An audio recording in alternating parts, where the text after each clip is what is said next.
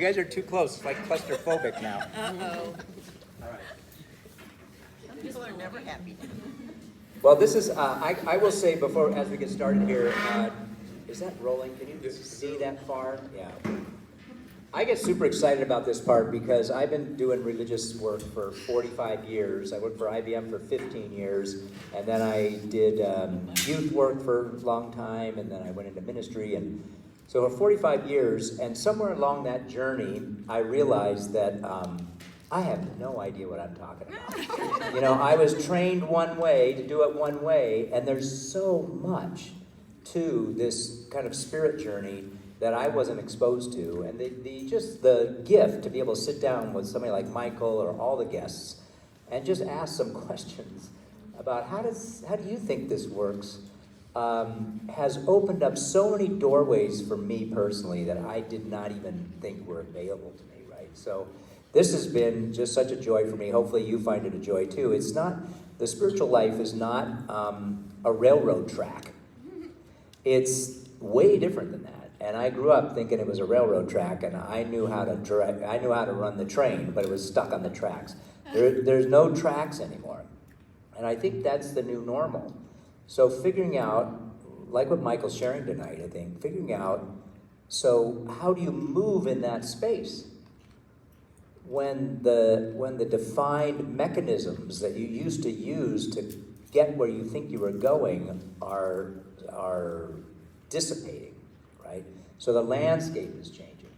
And I'm getting ready to retire, as a few of the people from OSLC know, so I'm excited to where I get to go when I get to explore that, right? But this is a primer to that great adventure, So I have some questions for you, Michael, and then you got the microphone, so you're all set. Is this set up okay? Yeah, Okay. yeah, it's perfect. I think you already talked about sort of the destination, that while the destination might not be the outcome of where you're going, it sounds like you still sense that pilgrimage is better served when you pick almost a particular destination in mind. You've referenced that now a couple times. And I know that was sort of the question that was asked, like, don't just pick wilderness, pick a tree. Have some point that you're focused on as you journey. Can you just unwind that just a little bit more? Like, why do you think that matters to bring that kind of focus to the process rather than just, I'm going for a walk out in the wilderness, I'm gonna, try to pay attention to things. But you're asking for more in my mind. So talk about that just a little bit. And maybe more is a loaded term, but I'm proposing something a bit different, and I wouldn't necessarily argue that that's better, but for me that's more within the definition of pilgrimage. And part of that, I was thinking about what you said about the railroad tracks dissipating, and I love that they're dissipating, but I also think that there is a path, and a path is already a loaded way to refer to it, but there is path, there is way, and your journey can be seen as a co-creation of that path, but destination for me is integral to pilgrimage. Yeah, do you think, this is tricky because, obviously, so every path could be different is what I hear you saying. I mean, like, so when April wants to go to Mother Tree and spend time with her, you might pick an icon. So the paths are different, but there's something about like bowling, there's something about the tightness of it that you like. Yeah, and sorry, if you both were going to that Mother Tree. We weren't. But even if you both were, or all of us were, yeah. Even on the same day, that path is somehow different and the same. Yeah. And I think, so there's a term in pilgrimage studies, and excuse my lack of reference for the originators of the term, but it's communitas. Communitas? Yeah, communitas. And so there's a broader understanding than like community, but in pilgrimage studies, there's talk of joining other people that are sometimes there, sometimes not, and that plays with time as well and history, and you're kind of entering a community that is material and ethereal, or material and spiritual, and that there's multi-dimensions to that, and you two could be walking alongside Right. each other in step, and at the same time that path is somehow different. Yeah.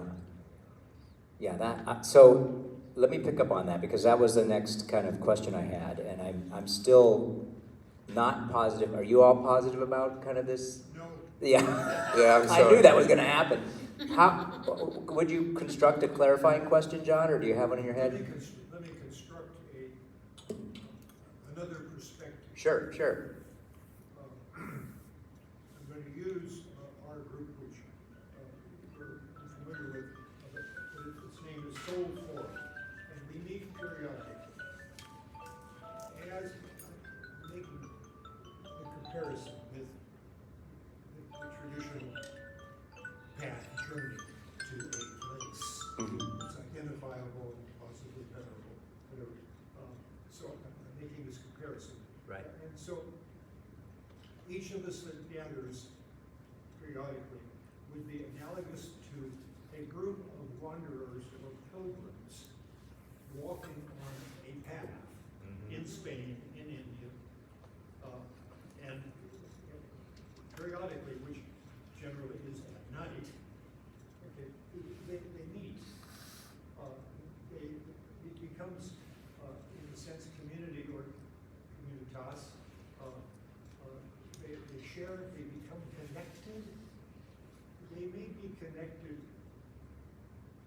with awareness as they travel. They may pass each other. They might walk together. But that's exactly what happens when we leave Soul Forum.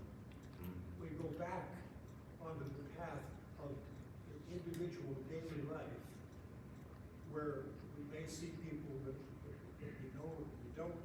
We may talk with them or not, but again, it's analogous to being on the path. And so I'm seeing life, and one of the qualifiers in my way of saying it is that one of the requirements is awareness. That's true. It's almost a given if you're going to be on an actual path. I would think for almost everybody there would be a level of awareness. It would march with you as you're walking along. And so it is with the people in this particular group. Not every group. I'm talking about Soul Forum. It's a unique group whereby they gather. They are glad, just as the pilgrims on the path are glad that the day is over. We've made the 11 miles. They've had an experience, and now they share it. So I'll stop with that. Yeah. I see Soul Forum as the night lodging on the path. I love that. It is a great metaphor, isn't it? Night lodging. Yeah. So this is day lodging periodically. Yeah. Where we get refueled through Yeah. connection, through communal connection. We drink a little wine, we eat a little food, we sleep. Bathe occasionally. And then we're back onto the path, and when we leave Soul Forum, we're back onto the path. Yeah. That's great, John. I appreciate that. So that one of the kind of follow-up questions I had for you, that I think I'm going to leave that destination concept, or the kind of the channeling concept that you talk about. But you talk about trans-temporals. You talked about kind of time being managed differently in pilgrimage than normal time. So can you, if I'm going to enter into a pilgrimage, and I think Lori made reference to this already, right? I'm living my daily life, which I'm type A, I'm totally, project. If I'm trying to move outside of that time into trans-temporal time for pilgrimage, can you unpack that? What does time feel like in pilgrimage that's different than what I typically experience in my daily life. And you don't know exactly what that is, but you probably have some inkling of that. How can you talk about that? So now I'm not just journeying towards Mother Tree or Icon, but I'm focused on the way in which time works differently or embraces me differently. Can you talk about that a little bit? Sure.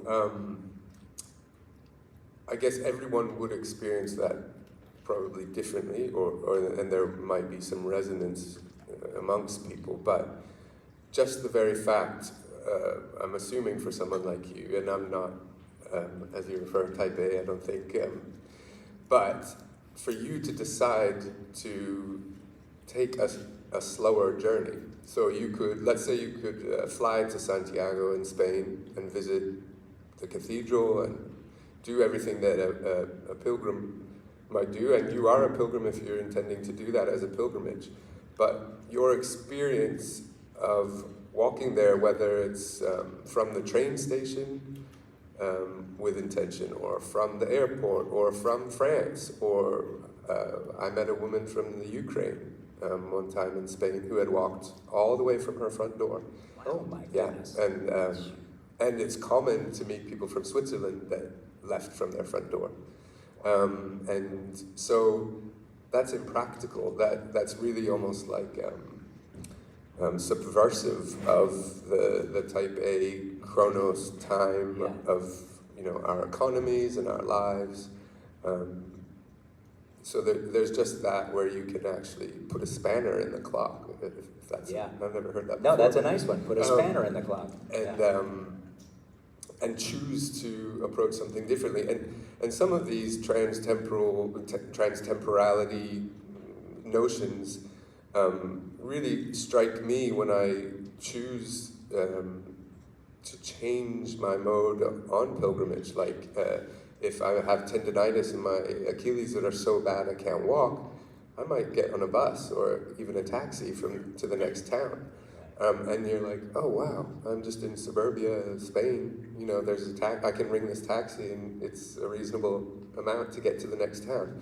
So you kind of can jump in and out of the worlds of movement, and that really brought it home to me. I think when I got a taxi the first time, I decided I'm not going to be a purist about this. In that sense, that I have to get there on my own 2 feet, and that really says a lot about transtemporality.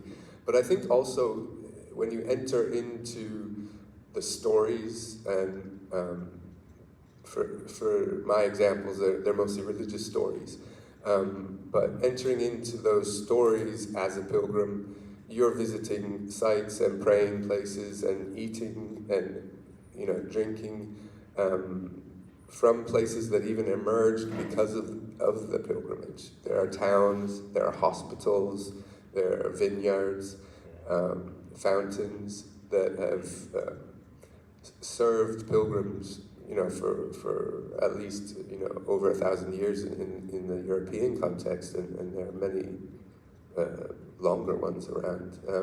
But just to encounter, a wine that was, from a vineyard that's been there for hundreds of years that people have worked on, and now they're immigrant workers from Morocco, let's say, working in that vineyard. And before, Santiago, one of the titles of Santiago is Matamoros, and you'll see that in Spain, and there's even a city in Mexico, and that means Moor killer. Mm-hmm. So, the history, the story is big and what's the word? Challenging sometimes, but the timing of everything is really interesting. Yeah, so that was a long way around too. No, I love it. It almost sounds like you're dropping into time that is more still in that it embodies both reaching way back. I mean, it holds something, and it's more still than what we know, kind of our chronos time, the come on kind of time that we'd entered in. Mm-hmm. I guess my question to you is, because you've experienced that, do you think it rubs off? Like, can you code switch in a day because you've had experiences with kind of pausing time to where you realize I'm caught up in chronos time, or I'm too wired up about time right now, I'm gonna switch gears? So But I guess my question is, does it become something that you integrate into your sort of daily life, given you've practiced it in this sort of setting? Yeah, not by choice. I think Not by choice. I mean, I think that I'm actually kind of. I have learning difficulties that I come to see as blessings now, because this Chronos, like, it's all a struggle for me to be in the normal timing of things, and for me to remain in that kind of like productive and achievement-based kind of regularity of my day. So for me, it's been really affirming to go on pilgrimage and find out, oh wow, this is the whole point. Other people are struggling. You know, there's like 20-something Germans like whizzing past you with you know, all the amazing gear, and you know that might be me. Yeah. But yeah, and actually, when I was walking on the Camino de Santiago, it was during COVID, and Europe was closed to Americans. So the experience, my experience of that iconic walk in Spain is very, I think, unusual. Yeah, interesting. Well, so I think I'm leaving that with you all, because my guess is what Michael sort of affirmed is that we have these different ways of thinking about how we use time, right? And time is a thing, right? So how can you give yourself some skill sets so that time doesn't just become like a normative force in your life, but you have some control as to how you are experiencing time? And it feels like, you know, whether I'm a type A trying to slow down and engage it in this different way, or that's comfortable for me and I'm fine in that landscape. There's just something about playing around with time in this process that I think is important. Yeah, and I think the crux of it is to like let go, whoever you are and the type that you are. I mean, I still experience like the guilt around time and productivity. Yeah. For instance, I was on pilgrimage and rested. I stayed in one city for 2 days, and I saw a physiotherapist both days, and I just really needed to rest, and that messed with, you know, the projected rhythm of the pilgrimage. So I even lost some of the people that I was walking with, and so I left, having stayed 2 days in the city. I left, and just outside the city, maybe 3 kilometers, there's the most amazing hermitage, which is now a churchyard, and it was COVID. I walked into this little church, and there's the tomb of the Saint San Amaro, just in the aisle of the church, in a few little pews, and there's this stone tomb, and there was one man sitting there praying, and there's a sign saying "Silence, please," in the whole area, in the garden, and he turned around and smiled, and then he left, and nobody else came, and I had to really push myself to spend a lot of time there, and I stayed about 4 hours, and I had the place to myself for that entire time, but I just rested for 2 days. I was already behind. I was already worried about catching up with people that I really, you know, cared about walking with, but it was one of the best things I ever did to just, okay, you know what, who cares that you just rested 2 days? This is, you know, a very special place that the experience of time will enhance. It wasn't just to see it and take some photos or say a few prayers and move on. I really needed to stop there for a long time. Well, I love that Michael told that story too, because there's, in the Christian tradition anyway, there's 2 ways in which the biblical narrative talks about time. One is chronological time, right? There's this tuk, tuk, tuk, tuk, tuk, you know, like the railroad track kind of vibe. And then there's a thing called kairos time. And kairos time is when the time becomes full, you know, the fullness of time. And I think that's what, there's something about knowing how to navigate both experiences of time that sort of is helpful in a spiritual journey. So, you know, you got to do Chronos, but that's not the whole story. So how do you find your way into that? So I think that your story was helpful. Let me switch to, oh boy. I promised to open up some question and answer for all of you too. Let's talk about preparation. So I wrote one of the questions I have love for this question. Lori and I go backpacking periodically, and when I backpack, I want to put everything in my pack that I know we're going to need for the trip, right? I want to be prepared. And so the whole point for me is getting, everything I need in this pack for this trip. But I have this sense that maybe this idea of pilgrimage is not like strategically planning my days, but maybe emptying, maybe it's more about emptying the pack. And you made some allusion to that before. How do you literally prepare to go visit Mother Tree or the icon that you're going to worship in a pilgrimage? How do you get ready for that in a way that doesn't overburden it with your agenda, I guess is a good way of framing that. Yeah, I love this question because I'm not great at this. You're not great at what part? Well, Packing? So when I first heard you speak around this question, I was thinking more of like the physicality of what you need to be prepared for weather like this or blazing sunshine, balancing the space you have in a pack or a vehicle or whatever with what you might need. And I mentioned my terrible tendinitis that I had in both Achilles and my right knee. And I was someone that was, at that point in my life, working outside every day, walking to and from work in fields with animals and back again in the afternoon. I felt like I was a fit person. I was a lot fitter than now.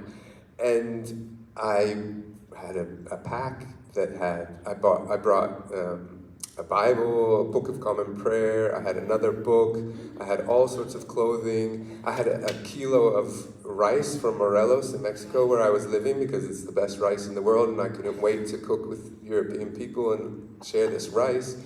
And the physio that I saw in that city where I took a rest said, you should only have 10% of your body weight in the pack. And at the time I was around 60 kilos, and that's 6 kilos, and I had about 40. Yeah. So then I'll tell you in Saún, which was like a number of days ahead of that, I met a woman who was in her mid-60s. And she was on her way to Santiago for like the 20-something time in her life. And she had one of those little like drawstring backpacks that you get like free from the gym or something. Like everything she had was in there? Yeah, and she wasn't like on the normal Camino de Santiago, the Via Frances that is the iconic one. She lived in Madrid and just walked straight up to Saún, and Saún is like 100 kilometers out of Santiago, and that's the least distance you can do to get Compostela, which is like your official, having done a pilgrimage. You get some time out of purgatory and all sorts of goodies. But it's a beautiful document. And so she literally just would walk up from her home in Madrid, straight up to the north of Spain, and then turn left. Wow. And so that's where I met her, having come from further east in France. And she just had this little pack, and she had like 3 pairs of underpants, 3 pairs of socks. She had like some high-tech gear as far as layering options, but like 3 tops basically, and I think just trousers that you could like unzip and make into shorts. And I was just completely struck by how differently we had prepared and how differently, I mean, I was like limping around, and she was, over 20 years older than I was at the time. And she was like sprightly and smiling and in no pain. Well, I just think, I love the story. It's so tangible and pragmatic, and yet it's such a metaphor for... Yeah. And people do say that, the more pilgrimages you do, the less you bring, and things are... And you will leave things, you will give things away. I left a lot of stuff, you offer things that people need. I was offered lots of things. So your pack is in transit. I love this metaphor. It's great. So I guess what I'm learning from this, and maybe what I would pass on, is that I think that, when I think about the religious journey, maybe the religious journey is taking stuff out of your pack, and it's not necessarily putting stuff in, right? So as you go, we all grow up with whatever we shoved in that thing that we thought we needed for the long haul, maybe it's about getting down to 3 pair of underpants and a couple of socks, right? How do you feel okay about getting to that ratio? I mean, I think that's a powerful, you know, if you're going to construct a little bit of a pilgrimage for yourself as an experiment, how could you go, you know, kind of minimalist approach to this so you're not bringing all that baggage with you, whatever that baggage is. We all carry a shit ton of baggage, frankly, and so maybe it's about getting rid of it, not carrying it with us. There are some specific like practices around this too, where there's a place, an Iron Cross in Spain, where a lot of people will bring a stone from home. And I met a diver from Sardinia that like literally brought it from like under the sea where he's from and carried this rock. And there's a place where and that rock can be as symbolic and metaphoric as you need, and then you leave it and there's this huge pile of rocks. And there's a lot of variation in the size of rocks, and I think that there's some spiritual component of like how that's chosen and how much it burdens you as you go. Yeah. And maybe the experience of the release when you leave it. Yeah, that is awesome. That's an awesome story. Let's see. Let me go to. Let me just do 2 more, and then we'll open it up for folks here. One is this is kind of about agency, and this is what I was telling you, Gwen. You're the cause of this question. Yeah. So. Soul Form that John mentioned a couple weeks ago, I learned from my grandson about all the ways in which Catholicism defines how we construct a religious life, and then I shared it with all the people in Soul Form. And at the end of that time, when we talked about all these different kind of tools you use to construct a religious life, a few people in the group said, you know, this seems too controlling.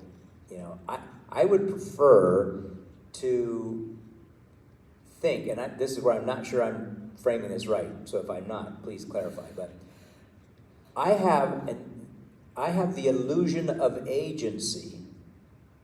Let me repeat that. I have the illusion of agency when I think I'm controlling my spiritual life in a way that makes sense to me.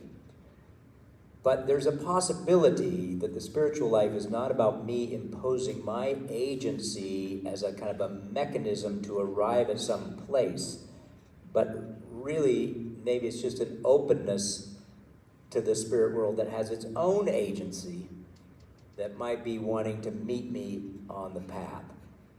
You've alluded to this a little bit, but how would you answer that question about, because you said before, don't go on pilgrimage trying to look for an answer to a problem you're trying to solve, or, you know, whatever it happens to be, you know, should I retire at age 65? You know, whatever your thing is, you know, it's different than that. So how can you address this question of agency? I guess the question is, do I get ready for something to happen on pilgrimage, or does pilgrimage happen to you as you start walking?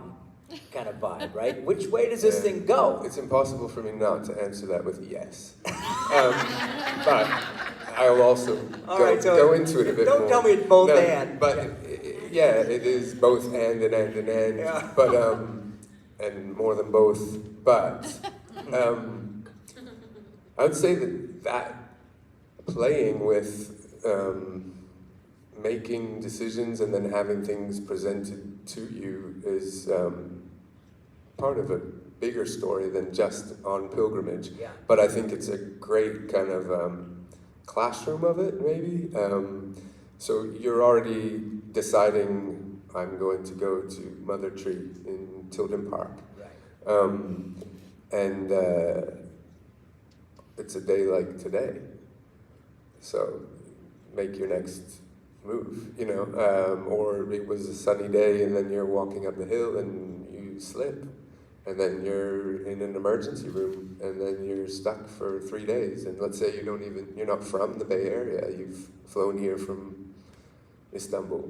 Yeah. You know, I think there's something about pilgrimage where, at least in my faith understanding, that's all fine. on a lot of pilgrimages you see memorials of people that died on those pilgrimages, particularly cyclists, I have to say, so be careful. Note to self, leave the bike at home. Yeah, be careful. A lot of people do cycle on pilgrimage, and some of the European routes are very well suited to cycling and cater to, there's places for you to lock them up and overnight, and lots of cyclists. But those people were all sorts of different ages and from all sorts of different countries, and were expecting to reach Santiago and didn't.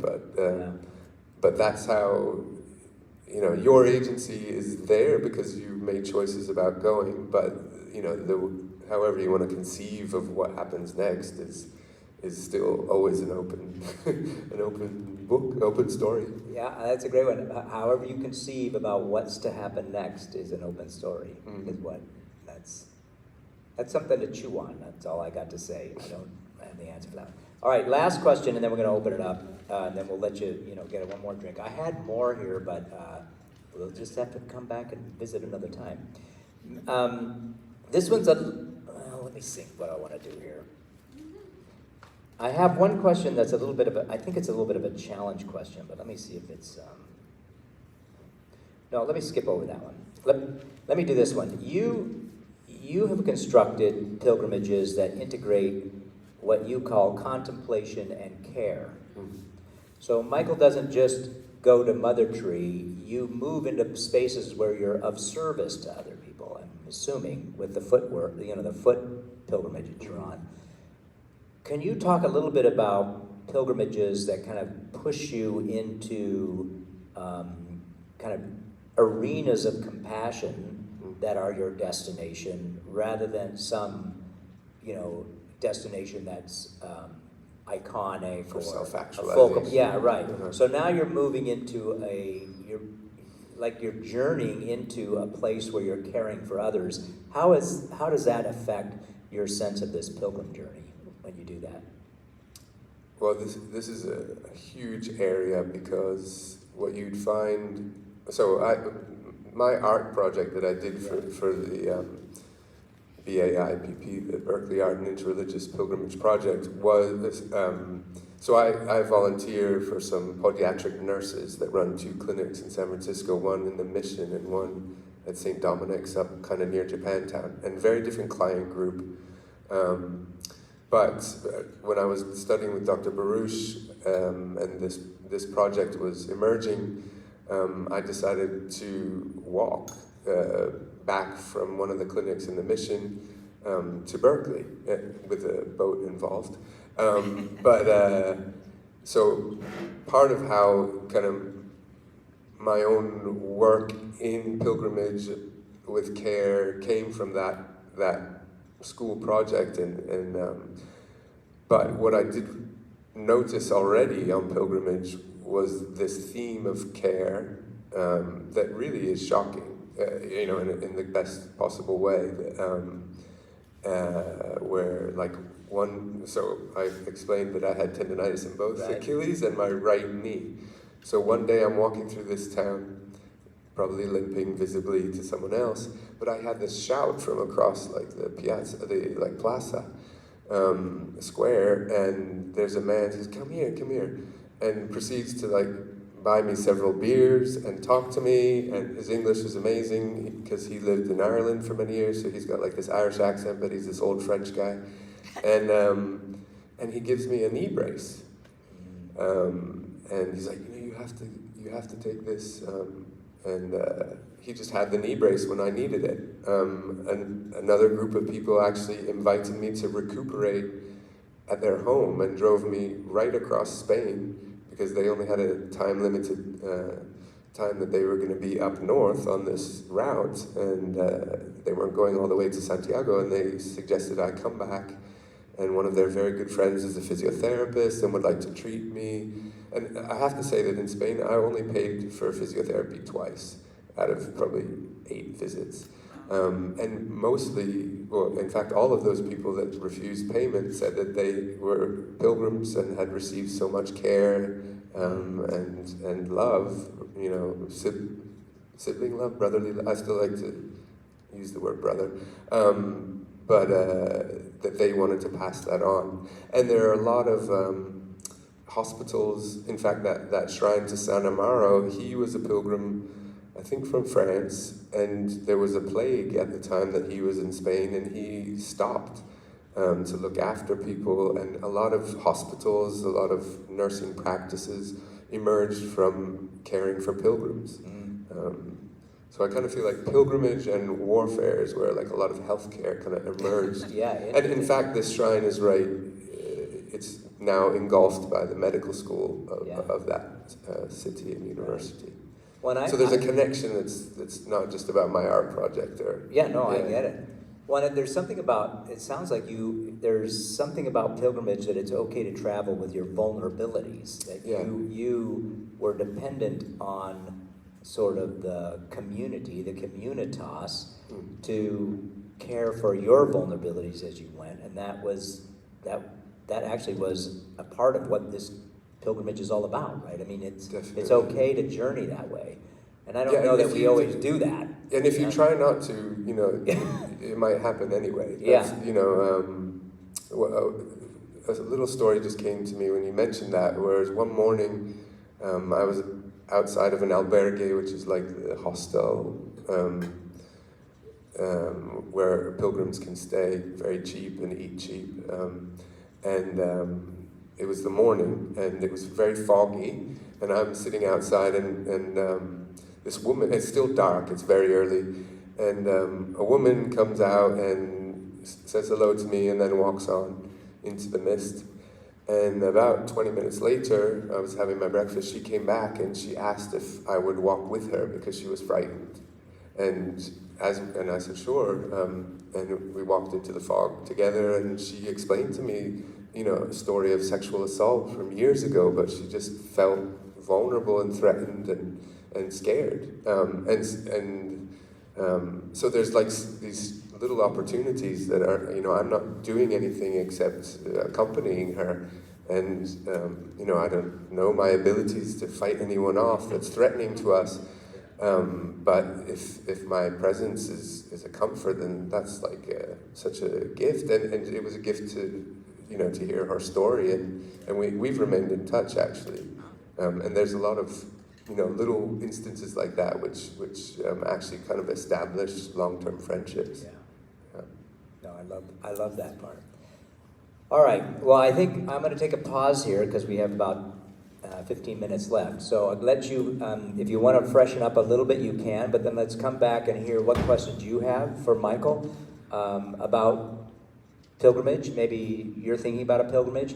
My hope is that we leave Michael like just a couple minutes at the very end to say if he was sitting in this room tonight and wanted to plan pilgrimage, a little pilgrimage, kind of how would he do that? So that you, especially if you're in Soul Forum, I'm hoping that we all kind of try this on. We do a little pilgrimage and then we come back and report how that went. So that's what the plan is. Homework. Yeah, a little bit of homework, yes. So take a break, just go get something to drink, freshen up, or a little bit of a plate refreshment, and then come on back and we'll do a little Q&A for you. You feel like you got some questions? Yeah? All right, good, all right. Thanks, Michael.